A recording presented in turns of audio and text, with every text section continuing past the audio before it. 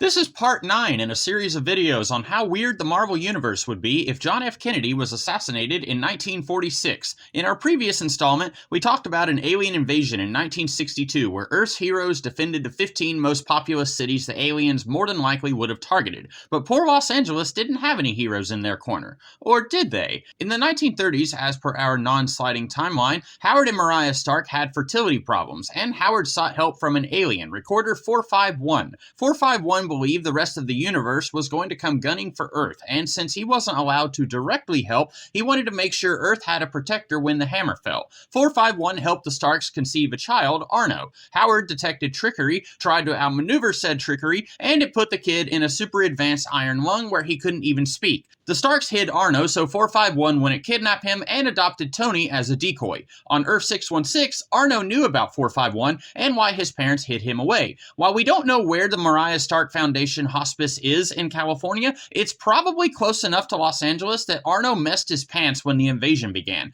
I wonder if he thought this was what 451 was preparing for. He'd have no reason to think it wasn't. So while Arno was supposed to stay hidden, he isn't sure he'll survive this invasion if he doesn't act. Being bedridden, what can he do? Even though the Starks were supposed to keep Arno a secret, I wonder if Nick Fury knew about him. He and Howard Stark were working together as early as 1958, and were both fighting aliens. If anyone on Earth can keep a secret, Fury can. And it'd be a good idea for someone else fighting the good fight to know about Earth's secret weapon in case something happens to Howard. And when something did happen to Howard, Nick told Arno about his purloined alien weapons, such as the Raptor Amulet. You may be familiar with this device from Earth 616, where it transforms Chris Powell into the superhero Darkhawk in the early 1990s. We eventually found out the amulet is Shi'ar in origin, but as far as I know, we were never told how it came to reside beneath the abandoned Wonderland theme park. Maybe this was one of Fury's hiding spots, or maybe in the various secret wars and espionages, the amulet fell out of Fury's purview and somebody else stashed it here only to get 86th, and then Chris found it later. Fury knows Arno is one of the smartest men on the planet and lets him study the amulet. The invasion starts, Arno panics and activates the amulet for the first time.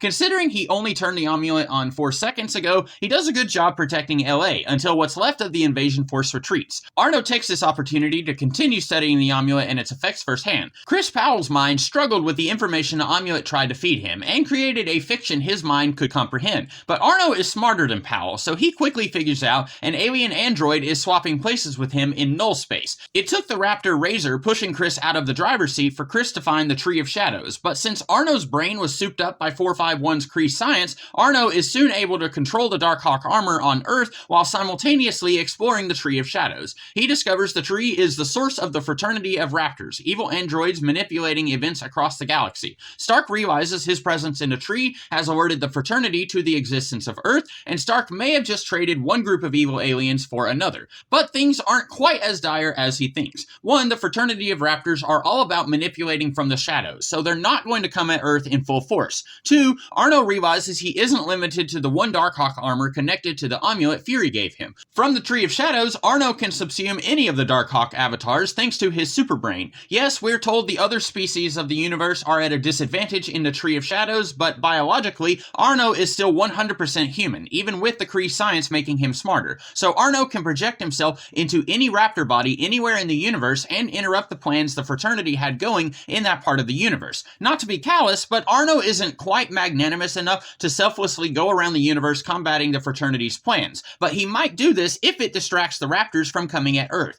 And Arno isn't alone. He debriefs Nick on the Raptors, and Nick introduces Arno to Elektra Natchios, the new woman on the wall. They're still just two against an entire secret order of murder androids, but that's better odds than what they did have. Arno might be able to briefly interfere with Raptor plans on Xandar, let Elektra know what's going on, and then she can slip in and determine how best to protect Earth's interests with her interference. With the fate of the planet hanging in the balance, Arno decides he can't keep hiding on the off chance Recorder 451 comes looking for him. There's too much to do, and he can't easily do it from an iron lung. And if 451 does come back for him, Arno is just cocky enough to think that he can take him. Against Nick Fury's best judgment, Arno reveals himself to Tony. Tony, of course, doesn't take it super well. Who would? And I wish I could say Arno unites with his brother for the first time for purely emotional reasons, but he wants Earth to be ready in case the Raptors manipulate some species or warlord to come for Earth. Arno says, hey, I know you had plans to go to Vietnam next year and test out your transistor weapons, but this is probably more important. Arno suggests Tony devote Stark Industries' time and money to studying and backwards engineering the weapons and ships left behind from the invasion. So even without a John F. Kennedy in this world to push America into the space race, this world still ends up getting pulled in anyway.